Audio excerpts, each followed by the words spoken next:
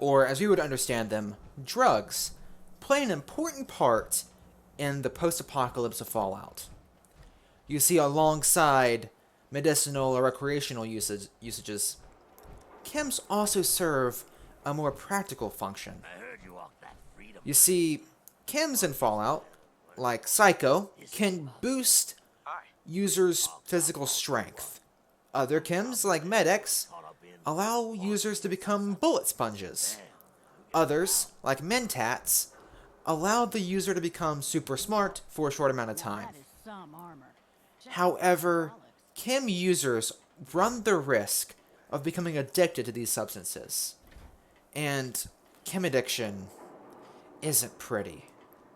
Many people suffer across the wasteland with the effects of chem addiction.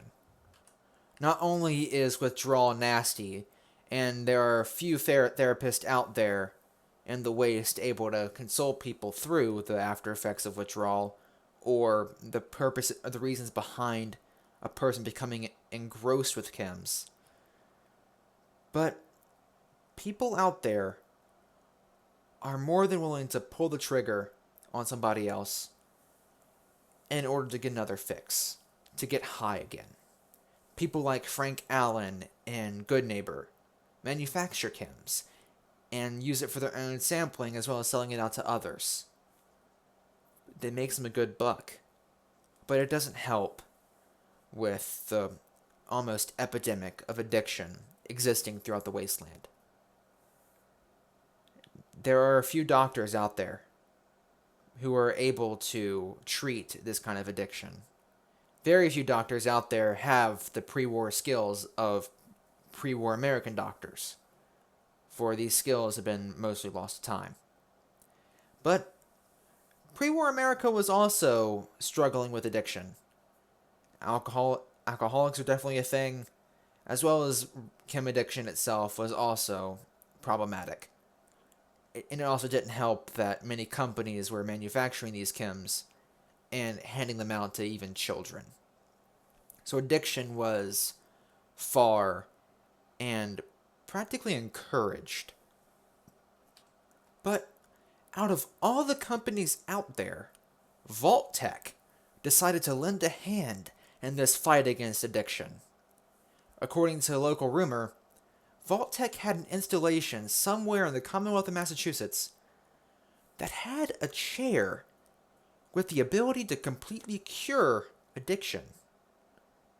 If this location exists, if this Vault-Tec innovation exists, it can help many people across the wasteland.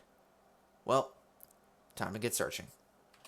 Vault 95 is a very interesting installation. It is one of Vault-Tec's smaller creations, as well as it's also rather exposed, whether that's by design or by the effects of the Great War, I'm not entirely sure. However, when we stumble upon it, it is out in the open. We find it while exploring pretty close to the glowing sea. However, like many of Vault-Tec's installations in the Commonwealth, gunners have stumbled upon Vault 95 before we have, and have sent a bunch of assaultrons and other soldiers out to face us.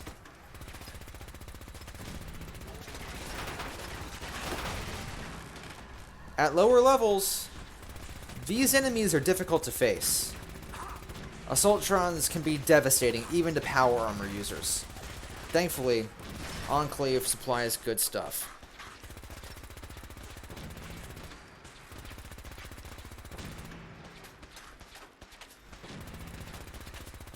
But just like we found in Vault 75, gunners have taken residence here. And they have this place loaded with traps, and they're armed to the teeth.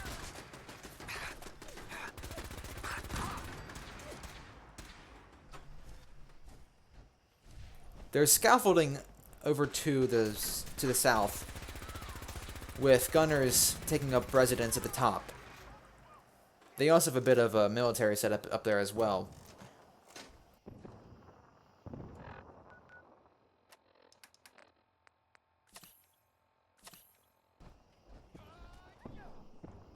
Walking on up, we can loot the corpse of the gunner we killed. We are now on the roof of Vault 70 or Vault 95. One of the weirdest phrases I've had to say during one of these videos. But turning back around and jump back down because Preston's gotten back into a fight. Entering in the vault door, there is a gunner just hanging out. See ya, pal.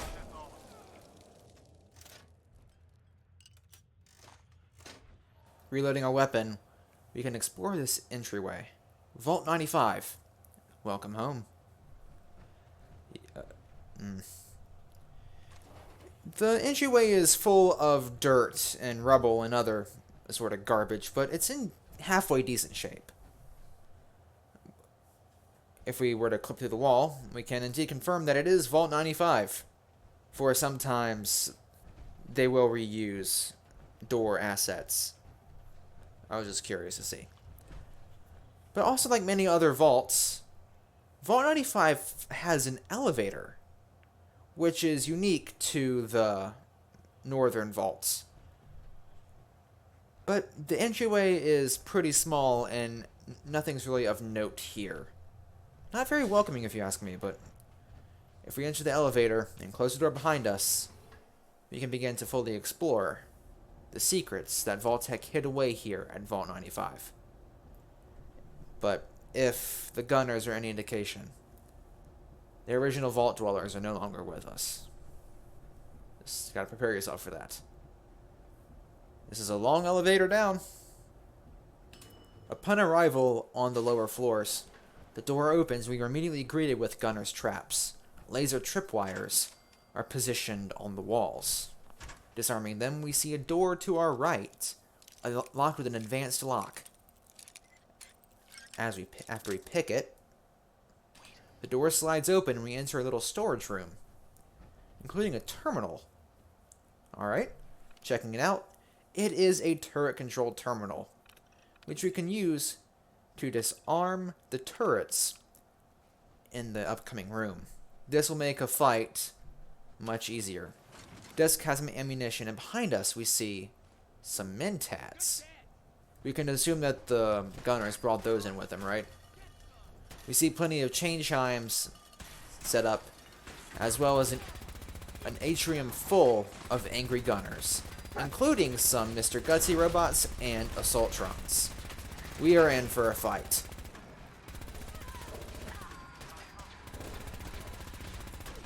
Thankfully, we disarmed those turrets, so that shouldn't be too much of a problem. However, the assaultrons are still devastating.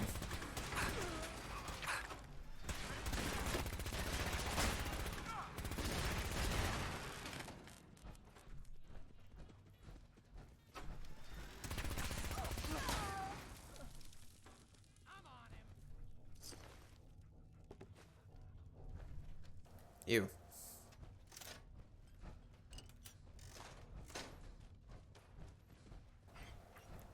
Alright, this fight's got me all turned around, but we're going to go ahead and clear out the gunners before we actually explore this atrium in detail.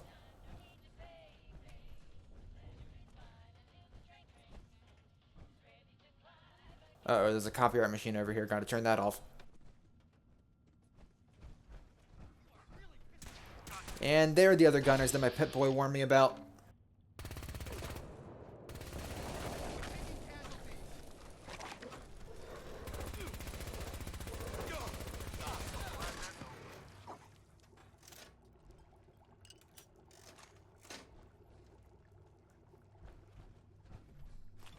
We find a first aid box on top of some boxes.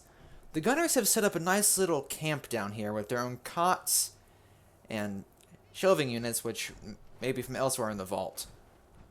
But, well, let's backtrack. Now that we've cleared out the atrium, we still see some markers on the Pip-Boy compass, but we're not going to worry about those right now. Disarming the last little bit of chain chimes here for the XP and 10. Let's take a peek around here, shall we?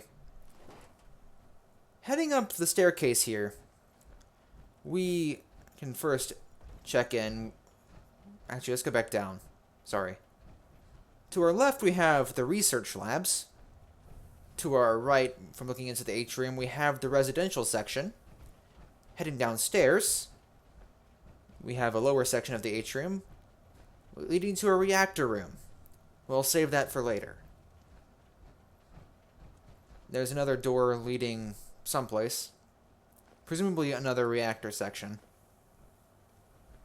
But turning back around, the gunners have indeed set up a nice little recreational area, but still is sporting the pre-war propaganda posters. You still see Vault-Tec crates sat around, and a sort of junk just plastered around the place. There's a first aid box on a couple wooden boxes, and a Vault-Tec logo above the entryway. Heading back up the stairs to the upper atrium, we see the Overseer's window is still illuminated, so this vault still has some power. The door straight away from us is a barber shop of sorts. You can take some surgical trays, as well as some ammo the gunners have placed here. Preston steps on a sandbag. There are plenty of booze just scattered around here.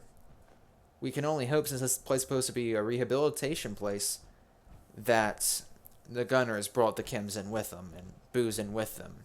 Because why would Vault-Tec introduce chems to addicts? Surely that isn't right. We see a lower welcoming area to the Overseer's office, and heading up the staircase in the room behind them, in the room behind it, we see the Overseer's office, full of the skeletons of the Vault 95 dwellers, still wearing their jumpsuits and clutching coffee mugs. The chairs in here are set up like an Alcoholics Anonymous, showing that this indeed was a rehab vault. But something happened. These are skeletons. The gunners couldn't have done this. What's going on here? Just like many other vaults we've been in, a conflict must have arisen from the inside. Some dressers have some ammunition in it, but we also find the Overseer's terminal. The first entry is a reminder sent to the Overseer of Vault 95 by Vault-Tec. The Overseer of Vault 95 is an elected individual chosen to run the daily meetings and ensure the other residents adhere to the rules of the Vault-Tec rehabilitation program. This is not to be considered a position of power, but rather a position of support and servitude. Infractions are to be dealt with using positive reinforcements and encouragement. The residents of Vault 95 are family and share the same path. The position of Overseer should not prevent a resident from continuing their own personal journey. An election will be held once a year on October 30th. Residents are encouraged to inform their decision based on awarded merit points as laid out in the program guidelines. Interesting. So, as the rumors have told us, and they are correct, Vault 95 was meant to be a rehab vault for recovering addicts, where dwellers would spend time getting over the addictions that ailed them before the Great War. The Overseer, interestingly for Vault-Tec, was not meant to be a figurehead, was not meant to be a dictator, was not meant to have power over the vault. Instead, it was meant to be a position of, as it stated, support. The Overseer was to truly help the other dwellers in their path to redemption or recovery. The Overseer was meant to be a friend, still kind of a head, but not a head of a vault, a head of a family. This is very unlike Vault-Tec. But if this was a family, how did it break? As we learned from Vault-Tec's guidelines, Vault 95 was supposed to have a series of meetings to help these dwellers recover. In fact, the next entry is a recording of one of these meetings. The meeting date was October the 23rd of 2082. Exactly 5 years after the war. Overseer Facilitator, Jane Myers. Format, guided discussion. Discussion topic, the usefulness of continued meetings. Resident Michael has expressed his desire to reduce the amount of meetings. He believes chem dependence is no longer an issue. Resident Randall reminded the group that adherence to the program was a condition of living in the vault. Resident Patricia wondered if Vault-Tec even existed anymore. Resident Randall reminded the group that we are all addicts. We may pick up our unhealthy habits without the program. I expressed agreements with Randall's sentiments. Issue was put to vote. Vote to continue the program was unanimous. This is shockingly heartwarming. That this community has formed because of this circumstance. They're recovering to the point where some people don't even think that their addiction's an issue anymore. But the others disagree. They say, no, our addictions, they're still a problem. They're still around. But they haven't been as much of a problem. But at the same time, these meetings are what is keeping us back. The system of reliance on one another to keep each other accountable, to hold each other accountable to their recovery, it boosts this feeling of family. It's heartwarming to watch these people, or at least read about these people, trying to recover and getting better. But also recognizing that just because they might not have felt urges in a while, doesn't mean that they're truly gone. For nobody knows what would happen if the meeting stopped. For once, although something happened here, good job, Vault-Tec. I'm probably going to regret that later, though. The final option is to unlock the facility wing door. But, yeah, that's it for the Overseer's Terminal. But something did happen here, and it happened a long time ago, hence the skeletons. So, turning around, we can look at the construction guide for Vault 95. We see that it is a relatively small vault. There is a research section, not sure what they're doing over there, but whatever. There's still a bit more excavation to the backside, but that seems to cut into a reactor as well. And the residential section is relatively large as well, so we have a bit of exploring to do. Turning back around and descending the staircase, we return to the entryway of the Overseer's office and return into the vault's atrium. Before we head into residential or research, let's go ahead and check out the lab. Or not lab, sorry. The reactor. My brain is on some stuff too. Heading into the reactor room, we see just dirt walls and additional gunner privates. Wait, no. Soldiers.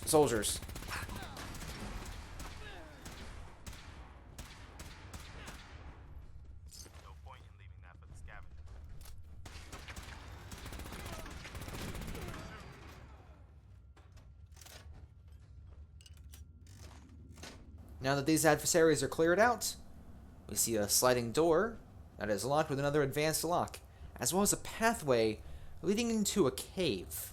Well, let's check out this room first. We see some food laying on a box next to a bucket. Maybe some workers left this behind, or maybe this was gunners, I don't know. Picking this lock. Maybe. Grants us access into a little storage area with a busted out terminal and a dead skeleton. Yes, a dead skeleton. A dead scientist. And a bunch of other useful loot. We can take the stealth boy, as well as these cafeteria trays and water. For the trays can be useful for scrap. Oh wait, I missed something. There's also a floor safe, also locked with an advanced lock. Thankfully, this one's easier to pick than the door for some reason.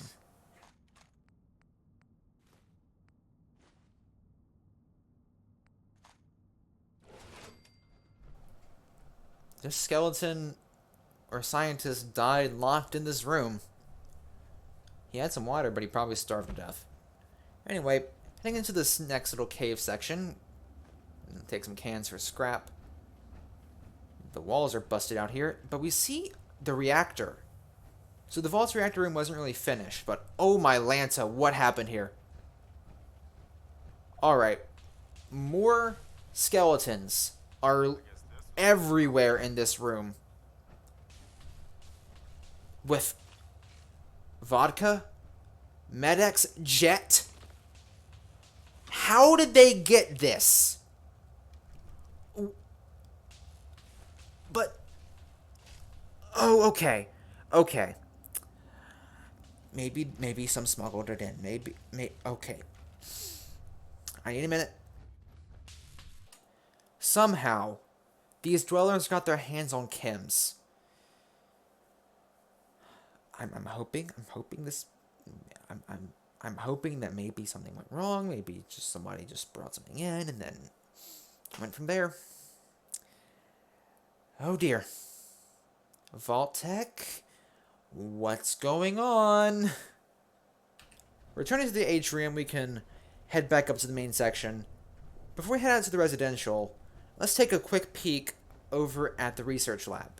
Now, opening the facility's doors in the overseer's office gives us access to this place without having to find a terminal password or hacking a terminal. Heading on the staircase, we see a water fountain. But through the windows, we see a bit of a diner, which the gunners are taking up residence in. Oh, hello there.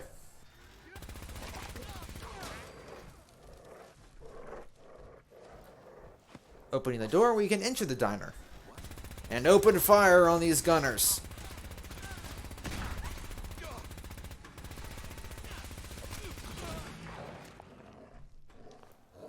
Oh, good job, dog meat. Oh, there's another one. Hey, Preston, watch your back. Sergeant Dornan. Alright. So, now that this area is clear for the time being, we can explore the diner. It is a bit of a mess, with dirty trays and junk everywhere, but... And the results of a battle doesn't help the grossness of the scene. But we can also explore a kitchen. Nice little setup here. Still some food and drink left over, so we can grab that. It's always useful. Grab some more trays for scrap. But other than that, the kitchen's pretty empty, other than the corpses of the gunners we killed. Turning to the right, we see a busted out wall leading into a bit of a research lab. The terminals are all broken here, so we have no clue what they're actually researching, but I'm assuming it's ways to help with addiction, because that's the whole purpose of this vault. Opening the door, we can turn back around, but that just leads back to where we came. There's nothing else to really see in this lab. Heading back down the hallway, we see a Nuka-Cola machine to our left. There's nothing in it, unfortunately. The gunners or dwellers must have drank that a long time ago. Heading up a staircase, we see another busted up wall. But in the corner over here, there's a locker with some ammo. There's a dweller. Dead, of course, but having a little tea party. The dweller's hand is still clasping around a teacup, and the teapot's to their right. Our left. What a sad sight. Opening the door, we... Hold up. More gunners. We enter into what appears to be a large storage room that the gunners have once again holed up in. Also a bit of a lounge area. Not sure if this was pre-war or if set up by the gunners, but it exists.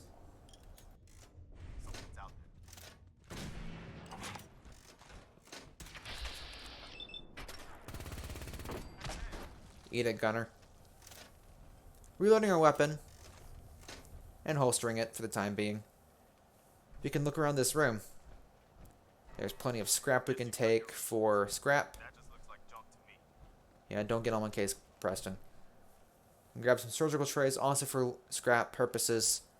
But there's more busted out terminals, so we don't really get any lore of what kind of experiments they were doing over here. Heading to this busted up wall, we enter into another little research lab. This one's a lot smaller than the other ones. Heading through a door, we enter another little hallway with windows leading into the labs we just explored. Heading over here. Oh, hold up. Machine gun turrets in the wall activate and promptly open fire. Thankfully, they're pretty weak. But either the gunners or Vault-Tec were expected to defend this place. Entering a door to our right, hello, we stumble upon a little clinic. There's ammo in the lockers, but there are also sick beds, as well as ventilators and other medical equipment scattered around the room. We see a Vault-Tec lab coat and a dresser in one of these rooms. We see a skeleton, though, next to some psycho, crouched over in the corner. Heading back out, we can... There's a terminal right here, but the door is locked, so we can hack this terminal, or rather just open the door with the terminal. Door slides open, and we are into another little room. There's a gunner commando in here, as well as a regular crafted turret. The gunner runs past us, but now she's getting shot by both me and Preston. See ya, pal. Reloading, we see another grisly scene. There are additional dwellers deceased here. One's laying on a... We also see some projector screens projecting, please wait. But there's also deceased skeletons laying on on stretchers, clutching whiskey. We also see a clean room terminal with a toxin purge and also a holotape that really shouldn't be here. But we can't purge any toxins because there's nobody in the chair, but entering this room, here it is. This is Vault-Tec's miracle cure for addiction. This chair was meant to cure people completely of addiction. You sit in it, and those two little needles you can see right there insert themselves into the patient's neck and will purge them from any toxins and any signs of addiction. To prevent them from forcibly removing the pumps themselves, the armrests also feature handcuffs that lock the player's or user's wrists in place. Unfortunately, if we are addicted, we cannot use this, but we have a companion that could. But unfortunately, she's not with us, so. But this innovation, out of all the atrocities Vault-Tec has done, they occasionally develop something that is truly magnificent, that is truly helpful. This chair is one such innovation, is one such invention. Seeing as we have no current usage for the chair, we can now leave the cleaning room, and this leaves us with one extra area of the vault to explore. Residential.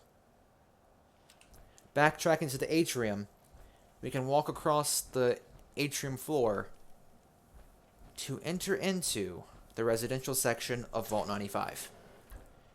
Upon walking in, we unintentionally trigger a grenade bouquet. The gunners have also barricaded this area off as well. We're in for a fight, but hopefully not too big of a one. Turning left, we see a staircase leading down, which this floor is filthy. Door to the left features a gunner, who we put down pretty quickly. Door to our right is already open. Thankfully, no enemies inside.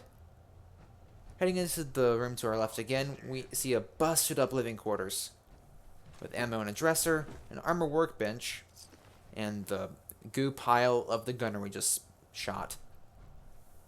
But before we head into this other room with a terminal, hold up.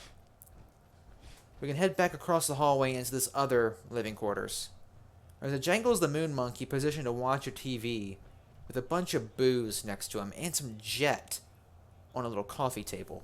There's a cap stash on a dresser, not on a dresser, on a shelf, and their bed is tipped over. Looking down the hallway, we see another skeleton. We'll get to that in a minute. But entering into that busted up room, we see a locked terminal here. After hacking it, That's it. well, ain't this interesting? Welcome user, R. Gutierrez. If not R. Gutierrez, log off immediately. This is kind of interesting how secure this private terminal is. I mean, sure, if I was an everyday vault dweller, I wouldn't really want my peers snooping through my terminals. But it still seems kind of interesting that a regular citizen's terminal unit, is this secured? Let's find out what's going on here. Your orders are as follows. Ensure all residents do not stray from the Vault-Tec rehabilitation program. It is paramount that it is strictly followed for our research objectives. You will act as any other resident.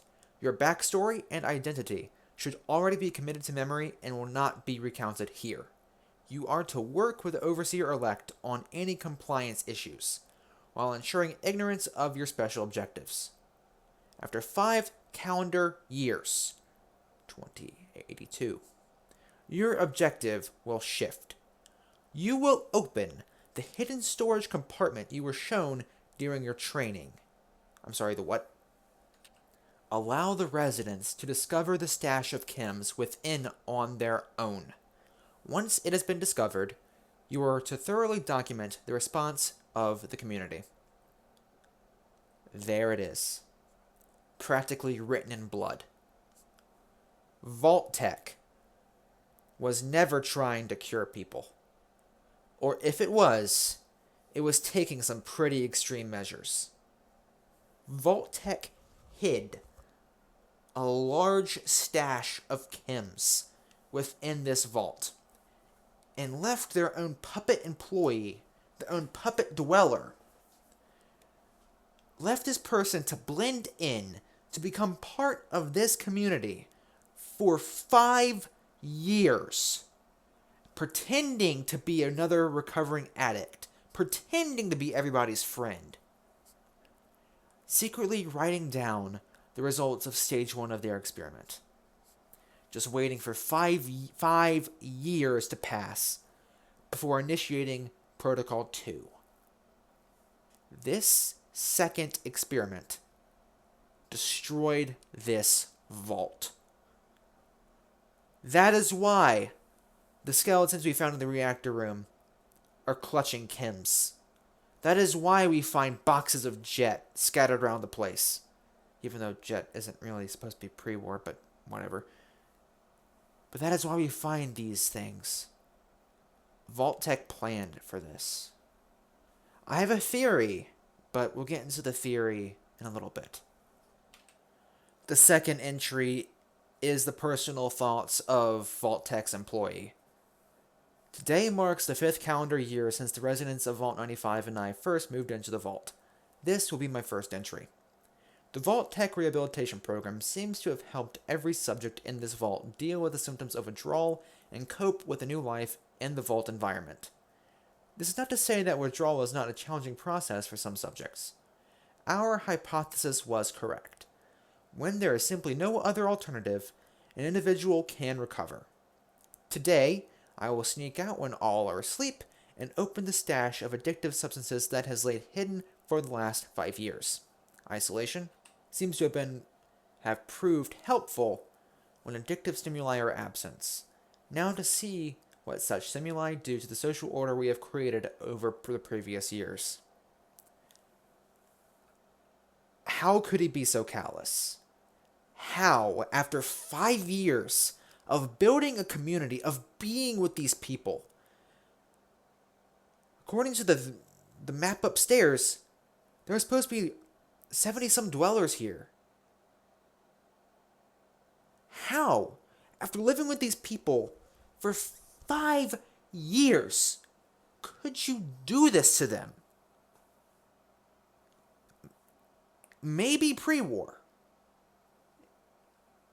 It would be not really understandable. But maybe pre-war. it could be different because we can have some outside intervention. But you're in a vault underground. Nobody's coming. Vault-Tec is gone. How could you be so callous? This community you built, where did your morality go? We know that Vault-Tec encourages callousness in both employees and usually overseers, except for this one for some reason. But surely you would think that after 5 years of being a part of a community, that you would have dropped the Vault-Tec Act and integrated instead of carrying out this experiment. Maybe then the vault could have lasted.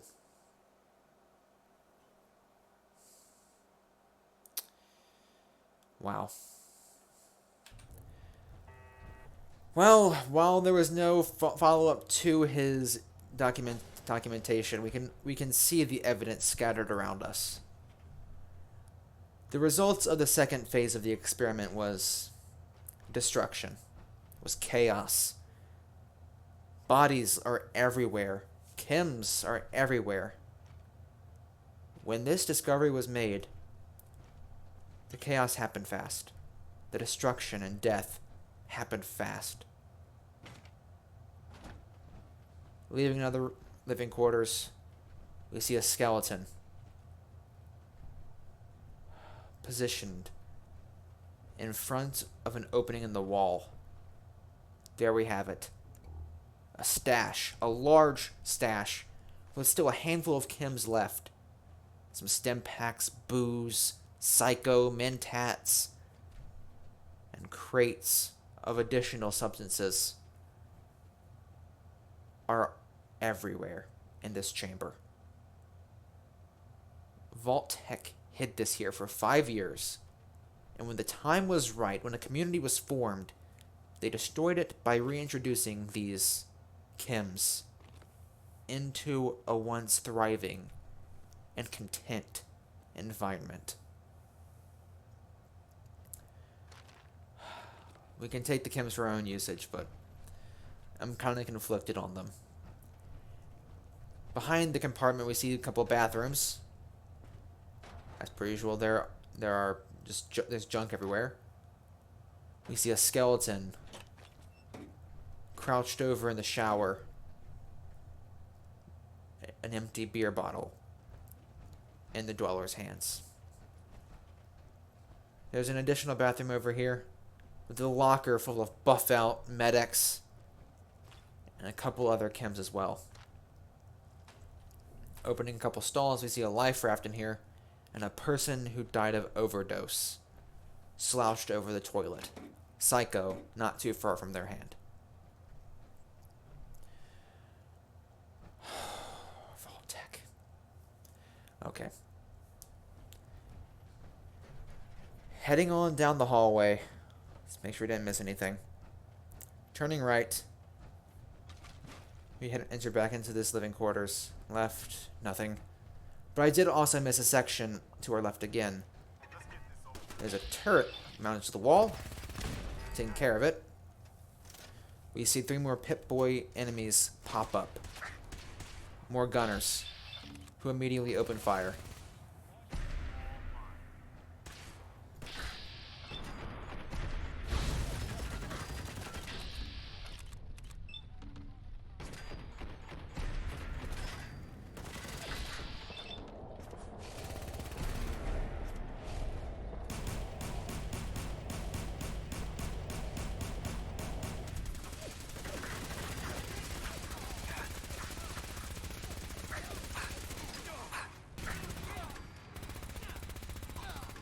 Once they are dead, we are now free to explore the last few rooms here.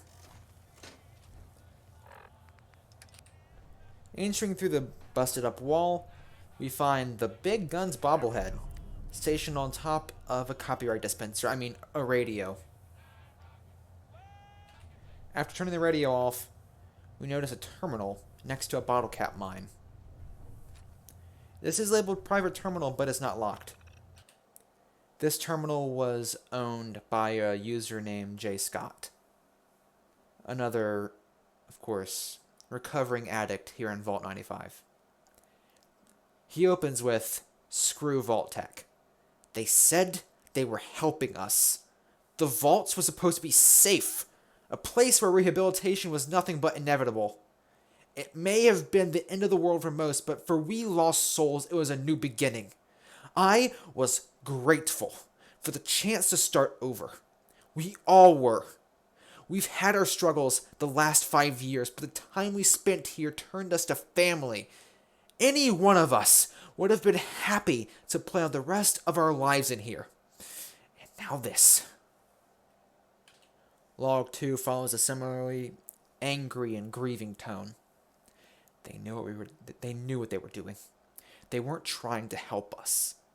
I never thought I would see Kims again. Why would I? But now, here we are, with a whole lifetime's worth of this stuff laid out in front of us like a freaking department store window display. And it was there the whole time. Some cracked right away, grabbed what they could, and ran off to get high. There was fighting. I hid. Nothing I could have done to help anyone. I'm still hearing gunshots. I'm not ready to give up what I had here. The sense of family that was established earlier, it's gone. It's gone in a blaze of blood and bullets. People responded differently to the reintroduction of chems, as was expected. Some hid, like Scott here, worried of losing the bond they achieved here in Vault 95. Others cracked once the stimuli was reintroduced, that they could get their high again, that they could get back on the psycho, the jet, the whatever else they could get their hands on, the booze, the vodka. And others fought for it. Some just grabbed what they could and ran. Others armed themselves, presumably from a vault armory someplace, and opened fire on their fellow family members here in order to achieve another high. It is heartbreaking to read Scott's reactions to all this, for they really were family. Spending 5 years, as I mentioned earlier, with these people would create this bond where you're all fighting through the same thing. But then to have your family snatched from you by a substance that shouldn't be here, that you were supposed to walk away from, that was supposed to be lost with the bombs. To have these substances basically in your back pocket the entire time. To have them reintroduced. And this community, this family, broken apart. It's heartbreaking. While the previous couple entries saw Scott trying to be strong and trying to maintain the progress he's made, by log number 3 he's starting to crack. I thought I was over this stuff. I thought if I ever saw it again, it wouldn't have power over me. I was wrong. It's taking every ounce of willpower to stay here locked in my room. Poor guy. Just like everybody else except for the Vault-Tec employee. He thought he would never see Chems again. How he wishes he was wrong. And now the willpower he once had is fading away. Especially with all the chaos around him. By log number 4, his willpower is gone. I just can't take it anymore. No reason to stay sober. It's just as messed up down here as it is up there. I need something to help me cope. I don't care about the program anymore. I don't care. I don't. really don't. I'm going to go out and be with my friends. I just hope someone is left.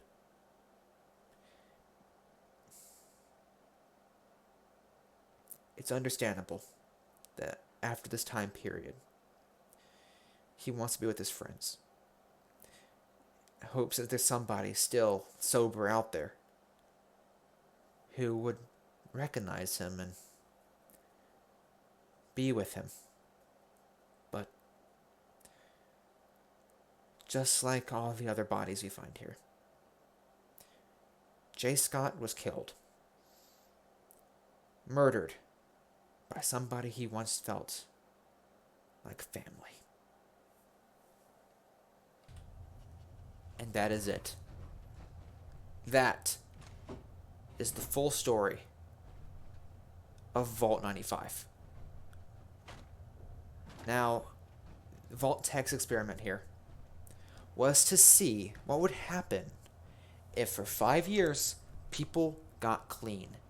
If given no other options, would people get clean? As the employee found out, the answer to that first question was yes. If no other opportunities presented themselves, addicts could recover from their addictions. But phase 2 was to ruin everything.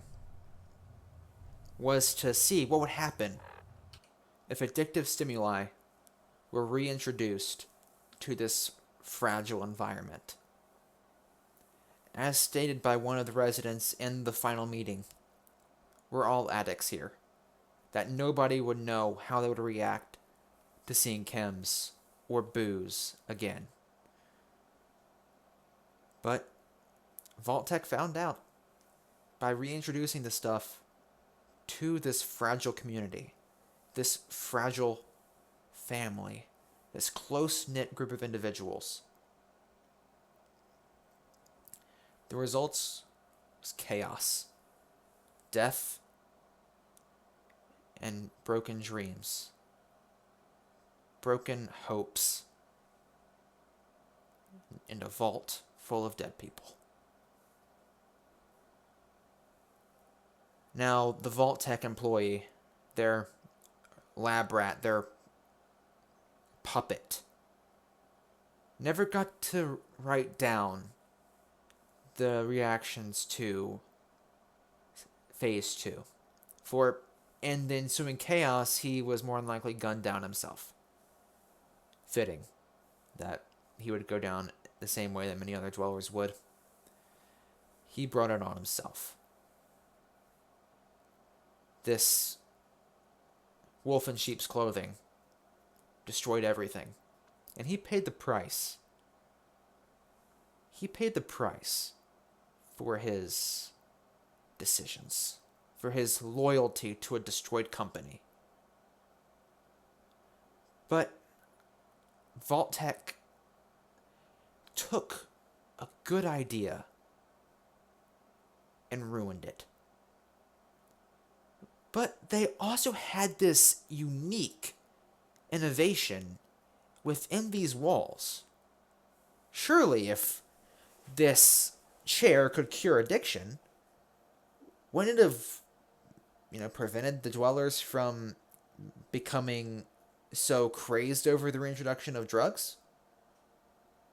Wouldn't if they were cured, when the chems were reintroduced, the dwellers would have simply shrugged it off or advocated for the chem's destruction? Well, I have 2 theories for this. First one is that the chair wasn't a permanent fix. That it would stop the symptoms of withdrawal and stop the symptoms of addiction temporarily. But just like with any method of recovery, addiction could start again if substances were used again. If they used too much Med-X, the dwellers could get addicted again.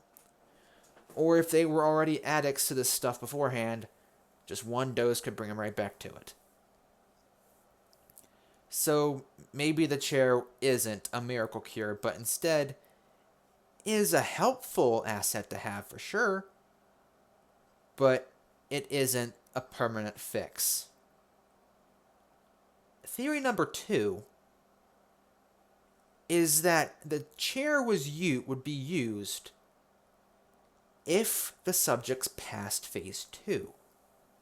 That if the subjects didn't kill each other, didn't abuse, and definitely didn't abuse the chems, didn't go back to using the substances supplied, that they'd get a healthy congratulations from Vault-Tec for maintaining your sobriety, and as reward, let's walk you back into a research facility that we've been researching how to properly use this chair and to help cure your addictions for good.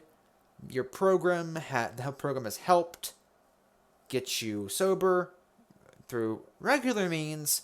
Now let's introduce the power of science and sit you down in these chairs, and the chair would be a permanent fix, but it would only be used as a reward for the dwellers who didn't crack under the pressure of the lifetime supply of chems being held under their nose. Again, both are theories, but both sound very Vault-Tec.